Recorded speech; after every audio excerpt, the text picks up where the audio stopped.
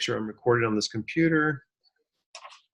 And then I want to briefly introduce those of you, see there's several here on this week that wasn't on last time.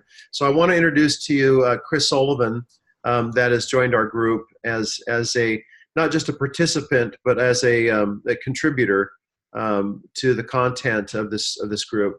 Chris is co-portfolio manager for Hyperion Decimus LLC.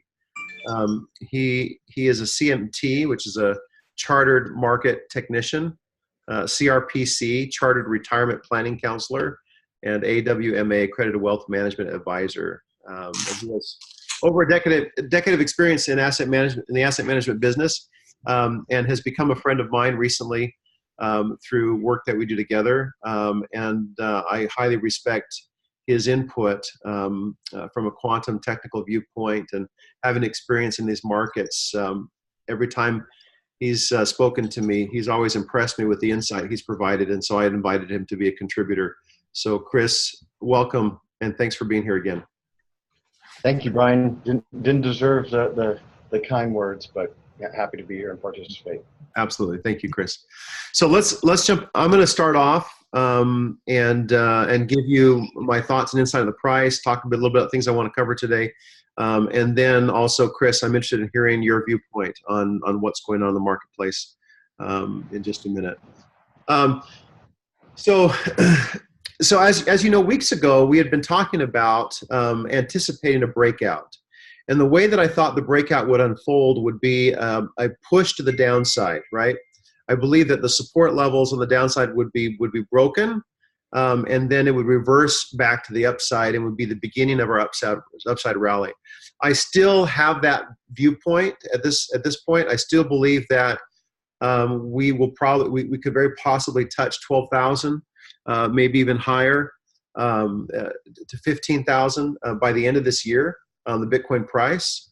I think that this low price down to the 4,500 is not likely sustainable based on the fundamentals, though it does give all of us who manage investments in this space cause for pause and concern, and sometimes a little bit nervous as to what this means and what it's saying to us.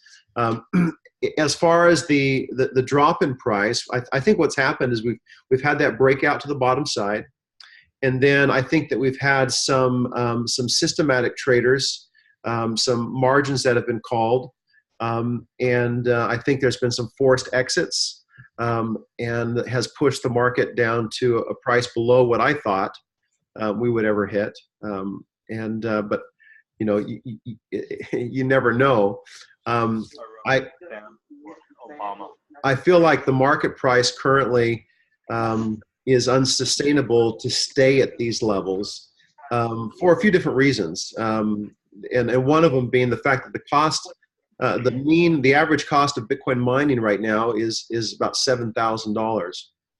So a year ago, the cost of mining was down at these levels between 4,000 and 4,500.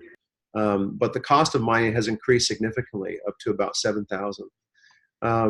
So I think that there are a few factors that may have been a catalyst for this happening right now. I don't think they're really the cause, but it could be, you know, the fork and Bitcoin crash created some nervousness. We've you know, the back has pushed back their ETFs. But I think in the end,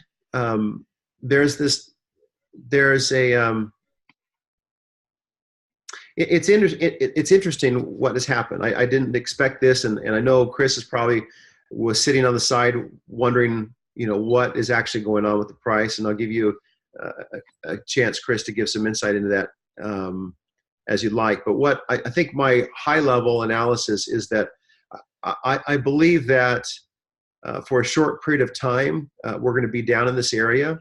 And I actually think that this is the beginning of a reversal to the upside. Now, that's from a fundamental viewpoint and not necessarily a technical viewpoint. And so I'm interested to hear Chris's viewpoint. He may disagree with me. Chris, what are your thoughts? Sure. And guys, because I am a portfolio manager I've got to give you a disclaimer where my comments and representations do not mirror that of my firm, my partners, or reflect our strategies, and are not to be acted on in specifics and are for information purposes only. So forgive that diatribe there, and I'll jump right in, Brian. As you mentioned on our last quantitative and price review call, we did kind of overweight in a 60 to 70% chance of a breakdown as a result of the downside triangle. The level we discussed there was an anticipation of a leg down to around 4,700 with respect to Bitcoin. And for us, we're extraordinarily excited. We are unconcerned with fundamentals, unconcerned with price. We're only concerned with risk reward. So for us, we love the shakeout.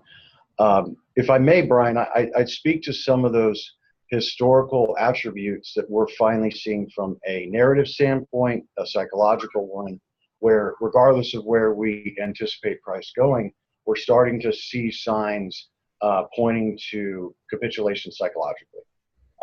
And I think you were right in saying, we discussed on the last call again, Bitcoin Cash's possible false breakout.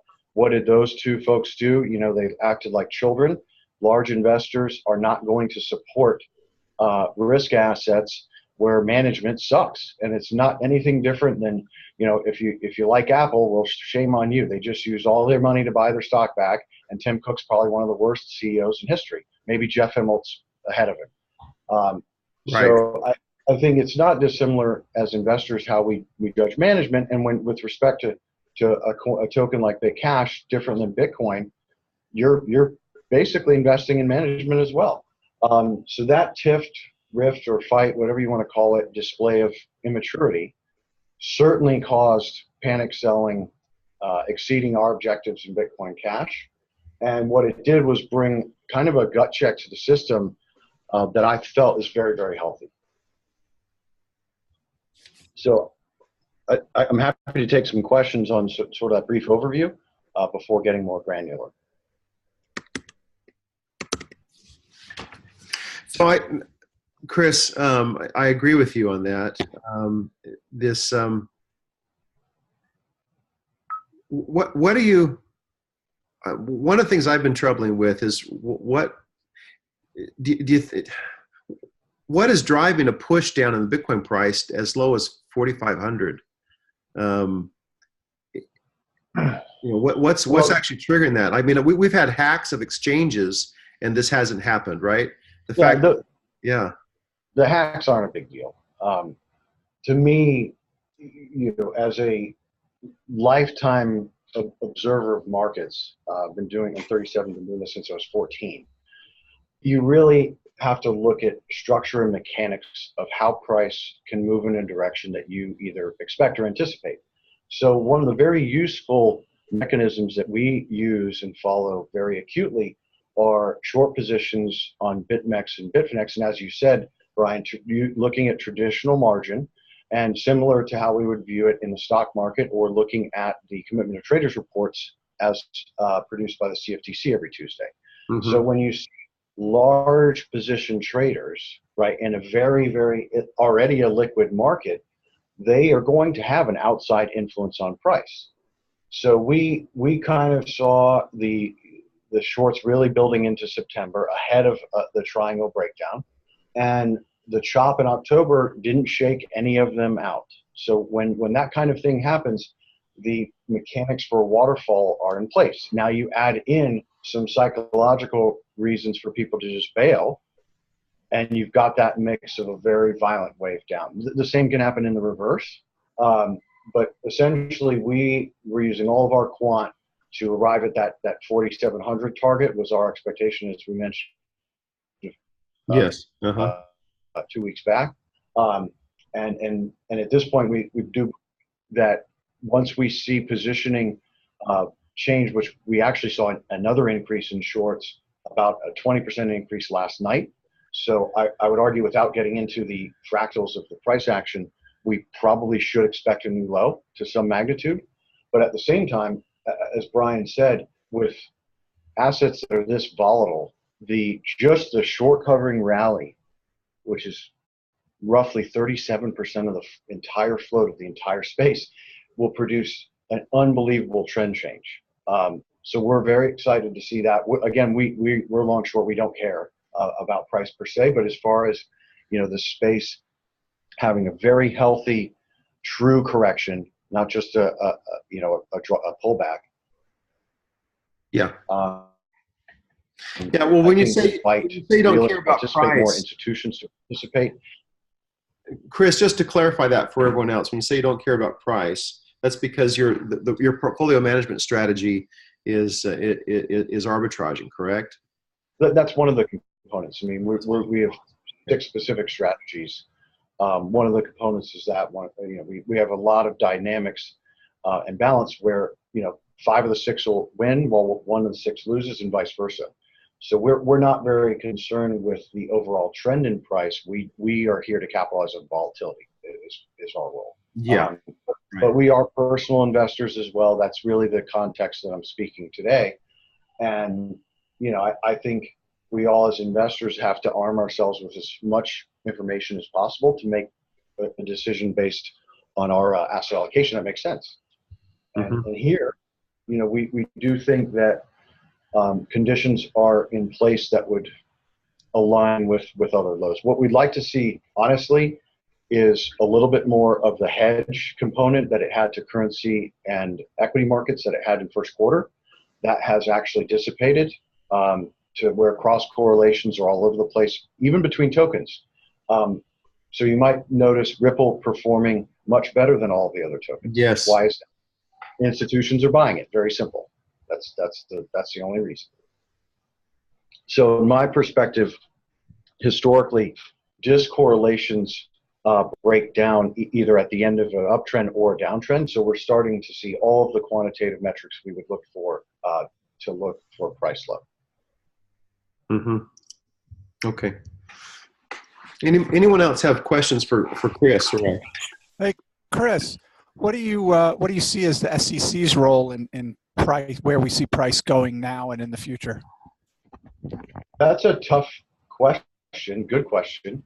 My partners are actually, pretty famous whistleblowers and work very, very acutely with the SEC on exchange rules, compliance, etc. Our firm is actually a notable first mover in the space. We're part of a couple collectives, BSCA, and then Gemini is actually starting an SRO that we're part of.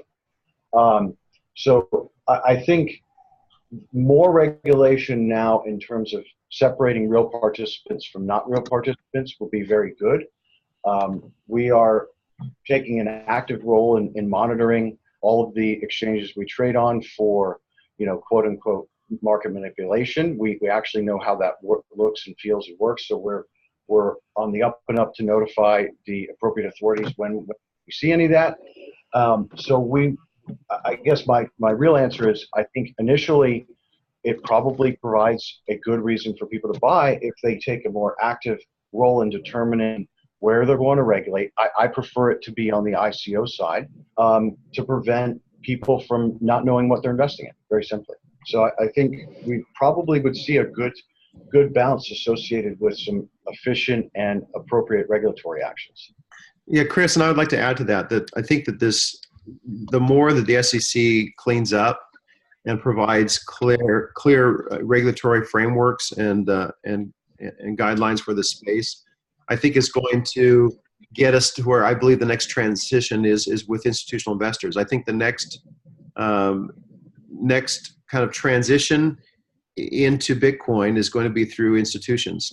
I think institutions are going to drive the next bubble initially. And so the further we get down the road with cleaning up the space and regulators and having a very clear framework, I think the faster we'll get to that point. I think it's an important piece of getting regulators here backed, and their offering also is another important piece. If we can get any products.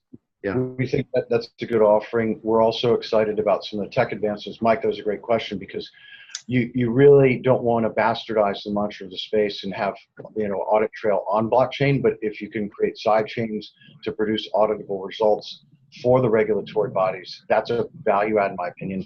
What we're a little confused on, to be very blunt and honest, which is all you should get and expect from me, is that the CFTC kind of stepped in first as a regulatory body. And I think what we may see is the utility tokens being viewed as FX, and then the ICOs having a common link to how equities are regulated. I'd like to see that discrepancy. I don't view utility tokens or even these quote-unquote secure tokens as equity-like speculative assets. So in my opinion, if they can work collectively to come up with a detailed plan, that would better the space. Yeah, I agree. The CFTC's, how should I say, that their powers are written pretty generally, and so they can almost decide to be responsible for whatever they choose in this space. There's been a lot of concern over what CFTC has authority over and what they do not. And I was on a panel with a member of the CFTC, and the guideline reads very broadly, and so pretty much they're deciding whatever the heck they want to regulate is what they're going to regulate. So I'm sure there's some overlap between the CFTC and the SEC currently until they get it sorted out. Yeah, I think the two cases that came out was a positive, but also look at it from a business perspective. You know, the space right now, in my opinion, again, this is just subjective, but in my opinion, it might not be big enough for them to even worry about, to be honest. Most of the nefarious activity as far as laundering and jurisdictional and fraudulent ICOs, most of that I think has been sussed out through the system naturally. So I think what I would be looking for as a long-term market participant is just really specific and simplistic guidelines and a separation between which tokens are truly speculative securities and which tokens are utility or secure. So I would advocate for that. But again, I just think they look at it just like we do as investors, risk reward. If they misstep this, maybe they ruin the space or not. So I'm really not clear on what their strategy is at this point. Now, Chris, you mentioned earlier about a 20% increase in shorts today. I didn't see that. Is that, do you feel like there's more downward pressure even from where we are at today that we need to be concerned with?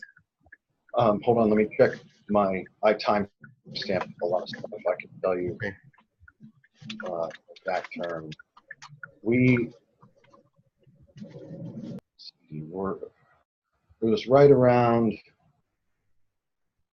7:36 last night when we noticed the increase in position.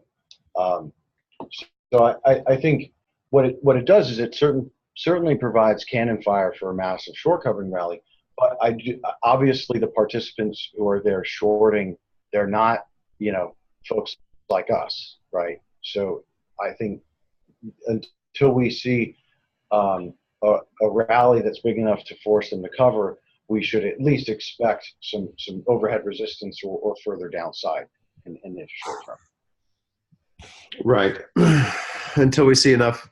But it seems like with the covers of margin calls that we've had so far and the covering of positions that have driven us down to this point right now, it seems to me that it would be prepped to bounce back kind of like a rubber band. It would just there'd be some buying there. But if there's many more short positions that have been put on, who knows? I don't know who they are that's doing it. So I can't speak to it specifically. But it seems to me what I would expect in the next week is a little bit of a bounce back from what we've had, but it could continue. We could speak a little more detailed. Let's do that. If I can, Brian, I can speak to kind of the wave fractals. Do you want to see a chart or anything? And do you want to illustrate something and show, or you just want to speak to it? Let me try and share the screen here. And gents, feel free to tell me if this is useful or not. But happy to provide as much information as I can. All right.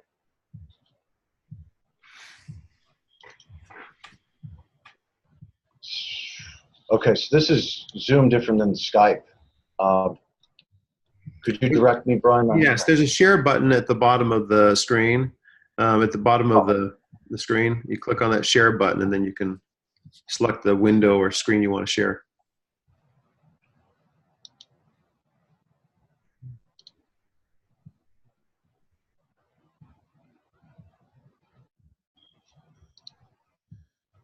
All right. Hopefully that worked. Yes, we can see your Bloomberg screen.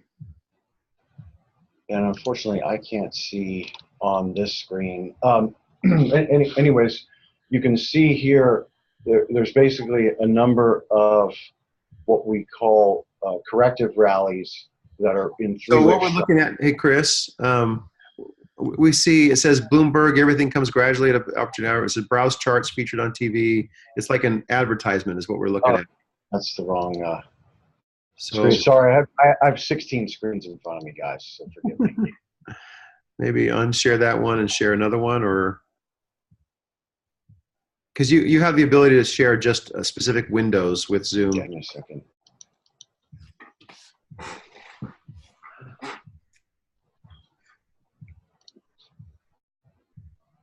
Yeah, see, as far as my blockchain expertise, I still can't do anything simple.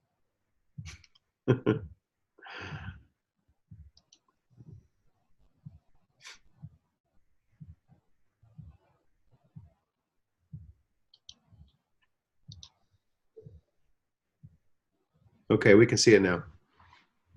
All right. And so if you look, what I wanted to point out was a couple things. From the breakdown at 5,600, we have what we call an impulse wave structure down, which is reflective of a 5-wave subdivision that's in the direction of the trend, which obviously where it has been down. And then you can see a low about 4 a.m. on the 20th, and then a effective rallies back to about 4,800. And then what's really interesting for all of us quants is then it actually corrects in another 3-wave structure. What that says is it's nearing exhaustion to us in price, but then we still have to, just like on our last call, Brian, we still have to recognize that the consolidations are in these symmetrical triangles. Historically, those are 73% in the direction of the previous trend, in this case down. So what we expect is, a probability or possibility of a new low based on how the waves look presently. Interesting. Now, a couple of weeks ago, Chris, we were talking about a potential breakout to the upside, were we not? Like 60 or 70% potential to the upside. It was inverse, 60, 70% down versus 30, 40 up. And it basically needed to break out above 6,800 and remember backfill to the moving average and then go higher. Okay. All right. Gotcha. So did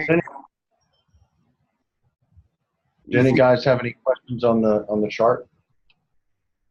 Well, my question is how is that new low established? Is it based on that new support? Are we going to break below 4,000 potentially on this next? Yeah. So what we do, and forgive, I have no way other to say this, but sophisticated in how we actually come up with our price targets. It's a combination of pattern recognition, Fibonacci sequence, and analysis, not necessarily support or resistance levels in longer term perspectives, but in terms of price targets, we use momentum factors, etc. So very simply, can you see my cursor? Yes, we can. So it enters a new symmetrical triangle right here. Let's call it 4,800. The base of this symmetrical triangle is down at let's say 4,000. You can see the consolidation where if it breaks the trend line of the triangle, we take the height of the pattern, which is about, call it $700, and add that to, or subtract that in this case from this breakout price.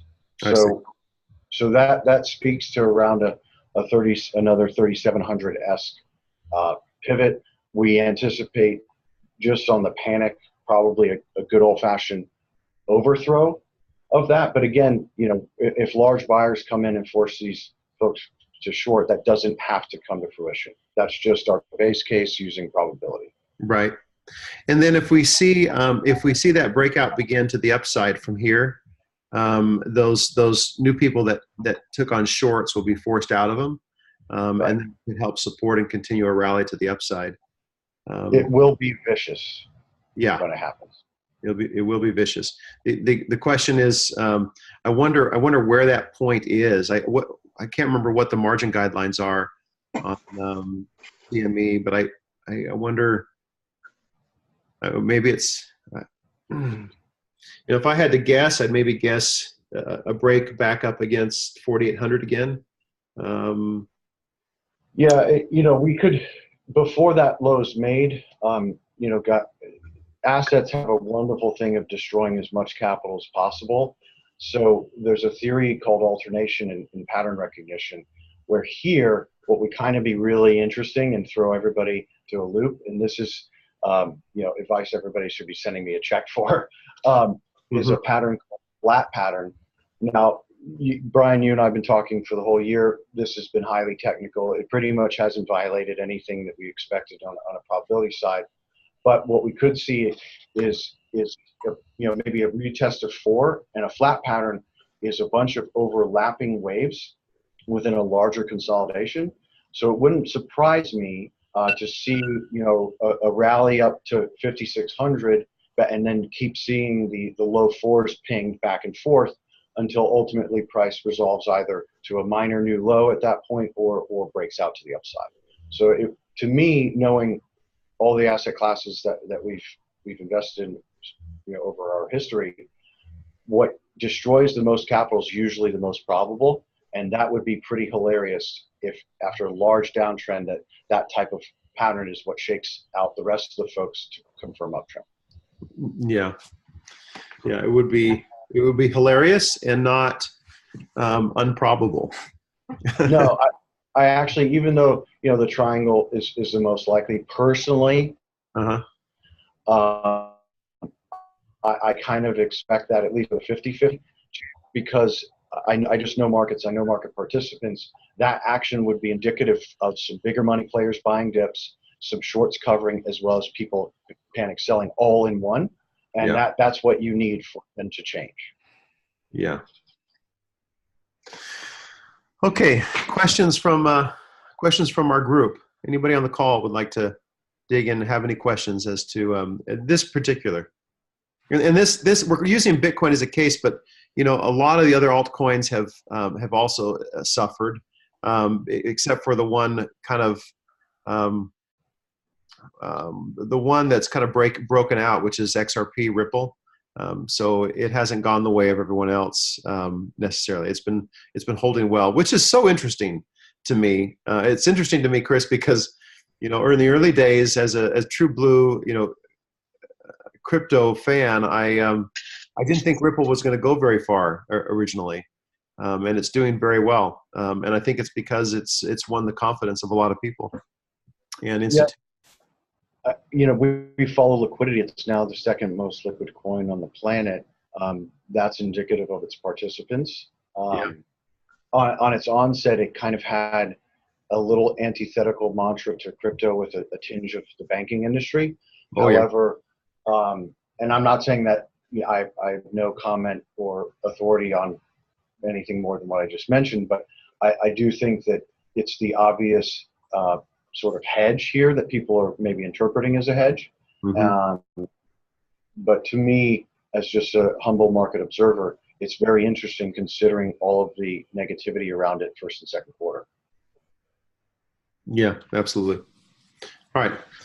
Questions for anybody? I've noticed. Go ahead. Hi. Yeah. Okay. Can everybody hear me? Yes, Eric. Go ahead. Okay. So this is more of a liquidity question. So basically, with all of the volatility in Bitcoin right now, I'm thinking about storing my Bitcoin and also fiat currency on Kraken. That way I can get in, get out relatively quickly with relatively high volumes and stuff. Now, because I'm having a bunch of funds on Kraken, I just opened a co-op bank account. Now, is there going to be any trouble for me transferring funds from my Kraken account into the co-op bank account to like pay to like yeah, you know, for like personal expenses, Yeah, so stuff Eric, like that? if you go onto Kraken right now and you try to go ahead and you try go ahead and add that bank account, I think Kraken used to have a limitation of 3 bank accounts, and once you start to go over that, then it became more difficult. If you go on there and just try and add a bank account and see if you can add it, if it works, then you know you got it. If it doesn't work, then you need to contact support and have them give you an exception or approval to add that additional bank account. Okay, so there should be no problem that it's a credit union, like credit union bank. It shouldn't really make a difference. No problem at all. It shouldn't make a difference at all. It's just Great, thanks.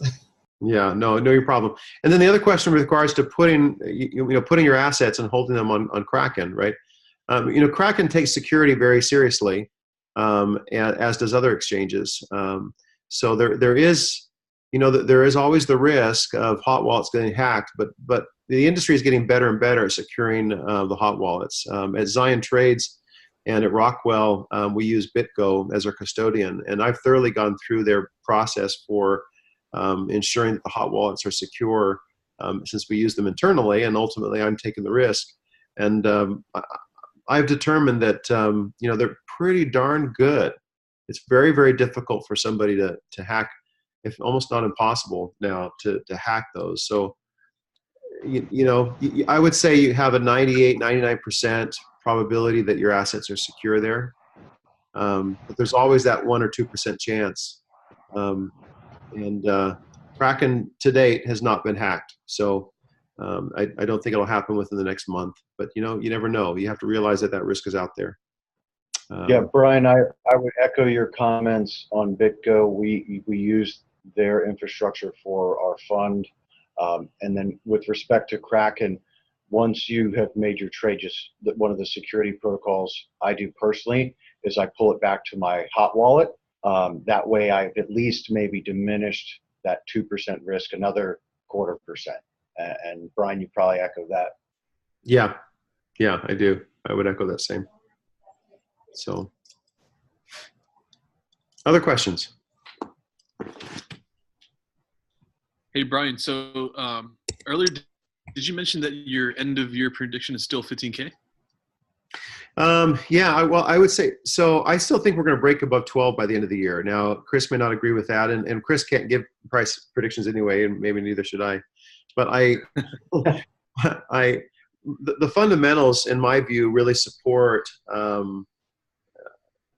still a much higher price level than where we're at. And there's a tendency, a lot of you guys and people in our group have shared with me other technical analysis, showing linear regression lines and trend lines. Peter showed it to us a couple weeks ago or a week ago, and then and somebody else has shared it to recently. There's this tendency to feel like everything regresses to the mean, and I know that we've observed in nature. I mean, it's one of the laws of science that everything tends to regress towards the mean over time, and we have a long-term trend line that's still showing an upward potential movement. But the biggest factor is that there's 2 segments of players here. There's people that are using Bitcoin and have wallets and are transacting with it around the world. We're about 3 times the size of PayPal, believe it or not. Bitcoin is, as far as transaction volume, and so there's that element, and then there's the speculators, the investors that are trading it like it's a stock in an equity. And so I think the recent action is indicative of what's going on with traders and their emotional reaction and triggers being triggered, and I get that, but the fundamentals are such that it's still $7,000 to mine a Bitcoin. We had a U.S. mining company recently file bankruptcy, Chapter 11 bankruptcy, and I get it. If I owned a large mining company out of the U.S. and Bitcoin price was what it is right now, I would file Chapter 11 too, because I freeze all the assets. I don't want to be selling any of the Bitcoin that I'm mining in this market. And so if you're a Bitcoin mining operation in the world and you have that same attitude, I don't want to sell any of my Bitcoin in this market, even though I'm paying much more for my Bitcoins and electricity. There's a shortage of supply. And so all we need is a little uptick in demand. I think we're going to see a really strong rally to the upside. So I think that a slingshot back from this downturn could I think be the beginning of a strong upward rally that could break through, the 6,500 level that we're at previously, the 7,000, and then I think we can see additional new market participants coming into the market because price movement creates the largest, in my mind, creates the greatest emotions with regards to pushing market participants out or bringing new market participants in. This price movement to the downside has created tremendous fear and has been exacerbated a little bit, in my view, and we may see a little bit more, as Chris indicated. But when things start to slingshot back from this level, back up to 6,500 and then up above 7,000, I think the price of Bitcoin at a fair value should probably be close to $7,000 because that's what the mean price is now to produce a Bitcoin. And so the slingshot back is also going to create great emotion and new market participants moving back into the market. And that may enhance a breakout to the upside, and a breakout to the upside above 7,000, above 8,000 is going to bring in new market participants. That's going to even drive it to higher highs. So I'm not being overly optimistic. I'm being, conservatively, I feel that we may just as well break above 12,000. We may hit 15,000. Although this downward movement has made me a little leery, I still see a strong case for that. And I think Tom Lee, if you YouTube Tom Lee, I think he was on CNBC recently saying essentially the same thing, which he's a respected researcher, not only in this asset class, but in other asset classes. And Brian, I'll echo that. We have the price based on, we actually use commodities prices to come up with a sort of what we call theoretical value of mining cost. So we've adopted the increase in price in natural gas. Obviously, we all know, nuclear, natural gas, oil, and coal are the primary sources of power. So our theoretical value is right around $7,401. And you're not wrong with all of that analysis. The other side of it that I think you're pointing out is that what brought all of the money into the space was the price action, and then beautifully and historically, the inverse will be true here because there has been more than 5 times the present market cap spent just in U.S. private equity and VC investments. That is why it's improbable that it goes to zero. So it's very interesting that the price drove the initial investment, and now it'll be the infrastructure, tech advancements, and use applications that will drive the recovery in price. So it fits every narrative of every asset class that has ever existed. And then the fact, Brian, that you're getting fearful is healthy. That shows that this is getting close to capitulation. Yes, exactly. Yeah. That is healthy. You always got to be open to the data, right? You can't put your biases into the data. And so I always put myself in that vulnerable position as I see price action like this and ask myself the question, is there something I'm missing? What if I'm mistaken? And what could it be? Then I've gone through that thought process with this action, and I've come to the conclusion that I'm actually like you. I'm very excited about this downturn because I think this capitulation, I think this is going to be a springboard for the actual reversal. It's not going to go back to 6,500 and stay there. I can tell you that. It's right. I think as average investor, we all just need to look at why we invest in the first place, which is risk reward and protect purchasing power. And at this, if you like it at 20 and you don't like it here at 4, probably shouldn't invest in it. But so to me, the downside risks here even if you say is zero, it's all about appropriate asset allocation amongst your wealth. And risk capital, obviously this is risk capital, should be allocated dependent on its potential reward. So I think you've got all of that matrix of reasonings to take a good look at it. Yeah.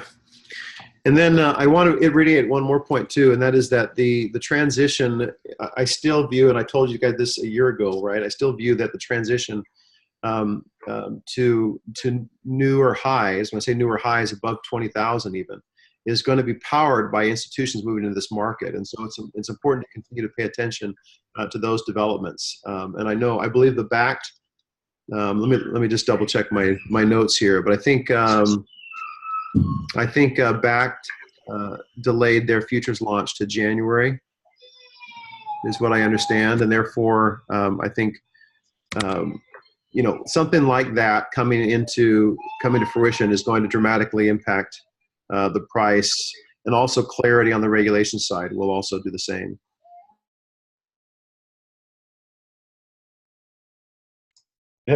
Have all the folks on the group already invested in cryptocurrency or blockchain assets? Yes. Mike, you like that question? Yeah, I like that question. So I think as I'm looking through the names of everyone here, everyone on this call is invested in at least Bitcoin and other cryptocurrencies. Good. Well, it's good you're paying attention to it. I'm actually in a program at MIT, and some of the stuff that's coming out is absolutely insane. And I'm not tech savvy enough to even describe it to its appropriate magnitude, but I really think this is a tech that can not only be used for microprice payments to bring about access to banking services to emerging markets, but it also can be a large eliminator of the middlemen extracting capital from all of us. So it's very exciting, juxtaposing the emotional reaction to a downturn in price versus the positive emotional reaction to the technologies being developed. I'm sure all of you are astute and follow all of that as well. I have to say that that's one of the things that just keeps me very positive. It's like all the brain power, all the money, all the attention being paid into this space. I just don't see how it could fail. I don't see it. But of course, I'm not saying it couldn't, and I don't believe that it can't totally.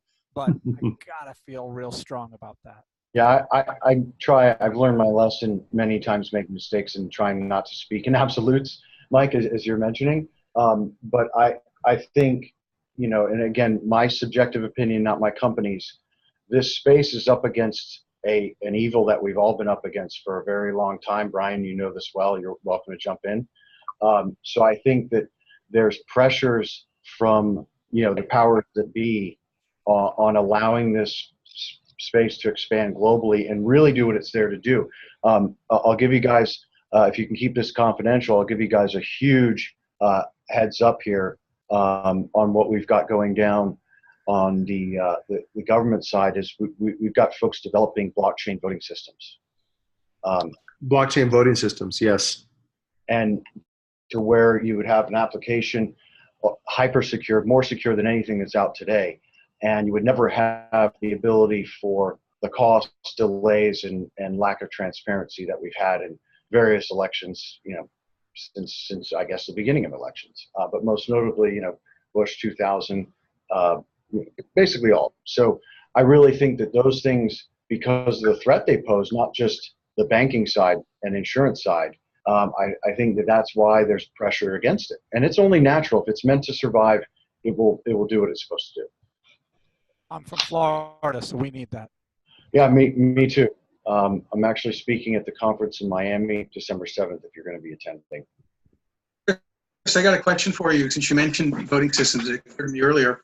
I know that, I haven't heard much recently, but I know that Russia, and that I mean the Russian government, has at times said that they hope to be kind of the market, the capital of cryptocurrency, which might be just a lot of swagger.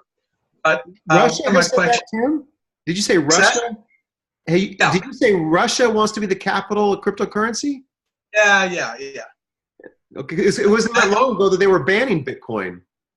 Yeah, I'm not up on exactly what they've done recently, but in the Okay. past, I know that that's been an ambition, and that Putin and they could be banning it, but at the same time, their intelligence apparatus could be very, very much in it. And I know at times I have read that is the case at the minimum. And I think that there was some comment about it wanting to be at the top, at the peak of the industry. I don't remember exactly the quote, but I think that there's almost certainly their intelligence apparatus is has been focused on it. And I don't know more about that, but one of my questions is in terms of things like voting.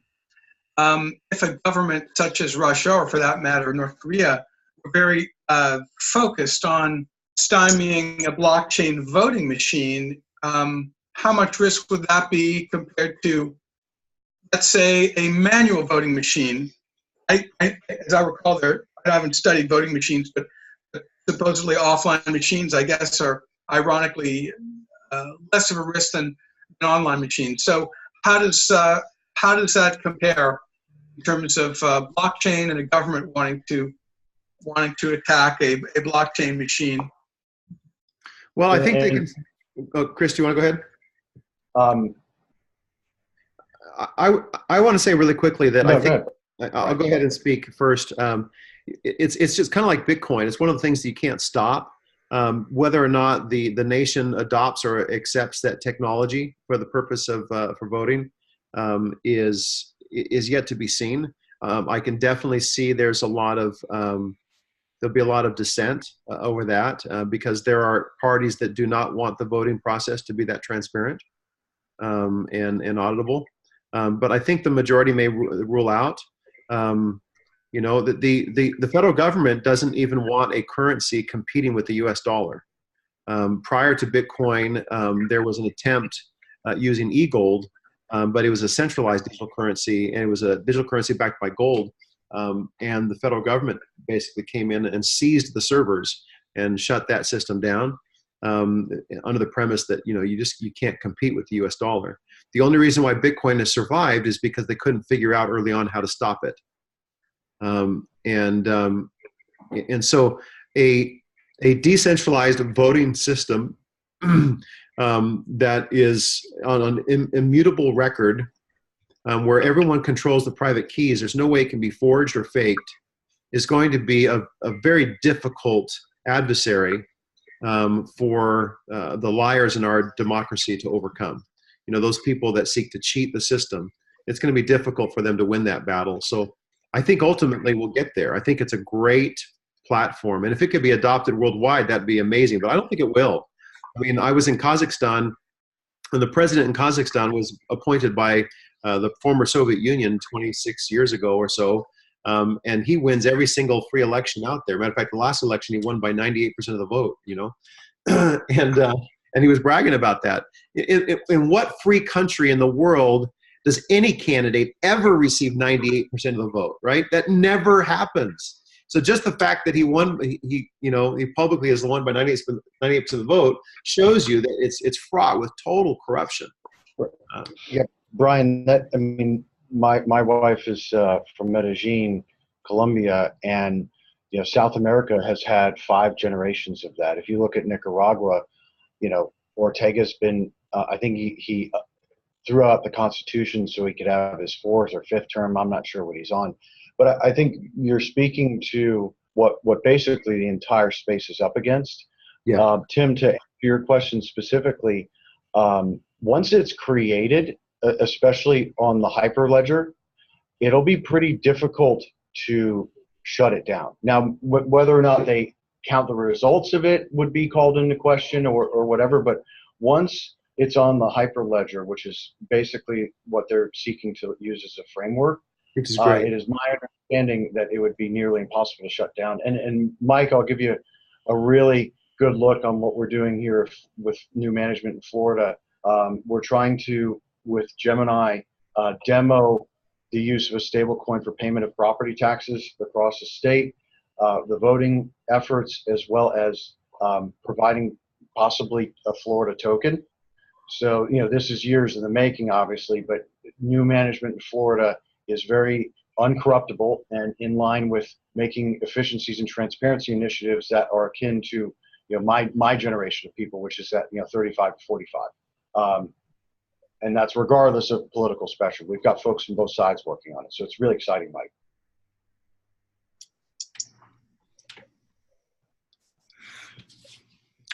No, it's very it's very exciting. I think that is just to get some transparency and just obliterate the corruption in voting systems would be amazing. Now, getting the world to adopt it, that's a whole other story. I think the United States would probably be one of the more likely nations to be willing to count those votes, but we'll see.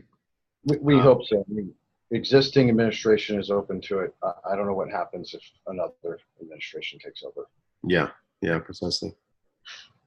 Okay. I can take one more question, and then I'm gonna wrap up with some thoughts. I just have a quick one for Chris. Yeah, great. So, Chris, when you were describing earlier in the call, you said that you were, if I understood you correctly, you were expecting the price of Bitcoin to go down to about 4,700. You used the word we were excited, or I'm excited. I'm trying to understand, are you excited because in some of your strategy, you're looking to buy more and the lower price allows you to get it at a cheaper price? Is it the volatility? It's kind of come off its stable pattern somewhere within the 63, 6,500. So now you're like the volatility and you're playing that as your strategy? Or is it that you just predicted it right? So I'm trying to understand what makes you excited about that. And then you also said that you're thinking that it's going to go down even lower. And you said something about getting excited about that. So I'm trying to understand the excitement and your strategy that maybe I should understand. And maybe Sure, Ray. I mean, there's two different, and I'm sorry if this wasn't clear. There's two different viewpoints that I have. One is a personal long-term investor in my personal trading account. And then the other is with my hedge fund, which has a lot of different ways to make money regardless of price. In fact, relative, and Brian, you know this, relative to the volatility we had through July,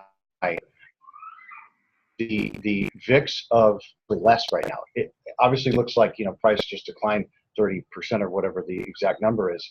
But at the same time, in terms of pure volatility metrics, on a daily basis, it's not as volatile as it was even on the upside of third, fourth quarter last year. So I get excited about a lot of things, Ray, but let me separate. The answer to your question broadly is yes. Am I excited to be right? Yes. Am I excited for my fund to capitalize on that? Yes. Did I also lose personal money accumulating? Of course I did. But I'm excited accumulating personally as much as I possibly can because I believe in the space long term and I want better prices. Just like I'm not buying Facebook until I see it around 90. I like Mark Zuckerberg. I think he's the new Warren Buffett, but I don't care if I'm in a little bit and it goes down. I want to build a position. So I look at it from the disciplined, systematic deployment of my capital that is most effective for my risk tolerance and my strategy. And I'll add to that really quickly. Right? Let me add to that really quickly. My excitement comes from the fact that, yes, we finally broke out. Right, we finally broke out of the space that we were in, and I think this is going to ultimately lead to higher highs. I think this is the beginning of ultimately getting further down the road and fulfilling on, because there needs to be some activity, some volatility to one, shake things out of what was going on previously, and then two, eventually create some action that will bring new market participants into the game and drive the prices to higher highs. Ray, did that answer your question? No, it absolutely did. That was helpful. Thanks. And we all, humbly may I offer, we all kind of correlate our psychological ability to a number in various accounts. All of that's an illusion. All we can lead with is discipline, strategy, adherence to principle, and know that we're not in it for what it looks like today or the next 30 days. We're in it for the smart realization of our strategy. That's how I look at it, and have representing investors since I got out of college. we all are guilty of it. It's not like I enjoyed losing paper wealth, but at the same time, I've kind of juxtaposed myself to stick to the quant strategy I'm employing to accumulate to get me off my own back, basically. Yeah.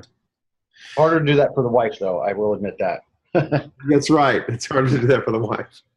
Well, let me wrap up a little bit with just a few thoughts on this. And that is that when we analyze these markets, it's interesting, and maybe Chris, you realize this, is that what happens to market price is what the majority of market participants believe is going to happen to market price, right? And the reason why that is because it becomes a self-fulfilling prophecy. If the majority of money that participates in the Bitcoin price believes the price is going to go up, right, then they hold and they buy, and it drives the price up, and it becomes a self-fulfilling prophecy, and on the other side, the way down. And so it's interesting how we've created relatively complex systems by which us to try and predict what price is going to do. But ultimately, regardless of fundamentals, and that's why Chris is a strong believer in technicals, as I am, price movement is indicative of what the majority of market participants believe is going to happen. The exception sometimes in the case when people get called out on margins and transactions are forced upon them because price has moved beyond their capacity to maintain. So I believe, at looking at the market participants that are in this market today, that there is not much opportunity for the price to continue downward. The probability of, in general speaking, as Chris indicated, there might be a short-term move down to a slightly lower level. But you have major institutions, and I talk about the Bitcoin mining companies and other people that are invested in this space, that don't have any incentive to sell at this level, and they're not acting based on fear. They have a very clear long-term vision of this technology, what it means to humanity, what it means to the world, and why they're invested in it, right? And so the majority of market participants today are those people. They're not the market speculators that got in November and December, October through December of last year. Those aren't the people that are really participating in this market today. They've already exited and gotten out. And so we still sit in a very a long-term bullish position for the price of Bitcoin and for blockchain technology. There's nothing fundamentally that shift here. So that's one point I wanted to make. The second point is that institutions are going to, in my view, going to lead the next rally in this market in a big way. And I've made big predictions on what that bubble is going to look like. And I've redacted my time frame earlier this year because I really can't say exactly when that's going to happen. But I'm still very clear that it is going to happen, and institutions are going to drive this. And what you should be watching for as an investor is institutional participation and instruments that enable institutional participation and clarity coming from the SEC and them cracking down on this market so that there's a feeling of safety from investors because this market has become cleansed and regulated, and that's going to help drive institutional speculators because there's so much money out there, large amounts of money that could still participate in this market and have yet to do so. And I think we should continue to watch that. So anyway, those are my thoughts. I try and hedge my optimism because all of you know that I'm clearly very optimistic about the long-term longevity of this. I think all of us are here, and it's important for us to discipline our viewpoint and hedge our optimism a little bit with reality. And we look at the data and the facts, and based on what I'm seeing, the facts still support our optimism. The facts still support our long-term bullish outlook for this sector, and that's it. Brian, I could speak to some triggers I'm looking for to be able to spot the institutional money. coming in. One of them is likely when we see a vicious short covering rally, I would expect on the heels of that, a retracement, and that is what I know institutions look at for positioning. So I think that would be a signal and an invitation for a lot of capital to come in. And then to speak to the transition from largely retail speculation driving all of last year's bull market, now this is basically shaking it out to where, like you said, Brian, it's left for the institutions to carry the torch. And so it's working out very similarly to options over the counter in the 70s. And then most of you on the call probably remember the IPO craze beginning in '94. So it's not dissimilar from any other asset class, except the tech behind it is likely the best humans have ever come up with. Agreed. Thanks, Chris, for being on the call. And thank you, everyone else, for your time. I hope that you found it valuable. I am looking forward to growing this community. We haven't done anything with it yet, and we won't really do that until the beginning of the new year in January. But our plan is to launch a big campaign around bringing additional participants into this community so that it brings more value for all of the participants. If we had 1,000 other retail investors like yourself engaged in this space and communicate, I think it'd be valuable for all of us. And just to let everyone know, that is our intention, and we'll probably launch that early first quarter of next year. So thank you for being the first participants in this group. I appreciate it, and enjoy your friendship. Signing off. Thank you, guys. We'll talk next week. Thanks, everyone. Thank you.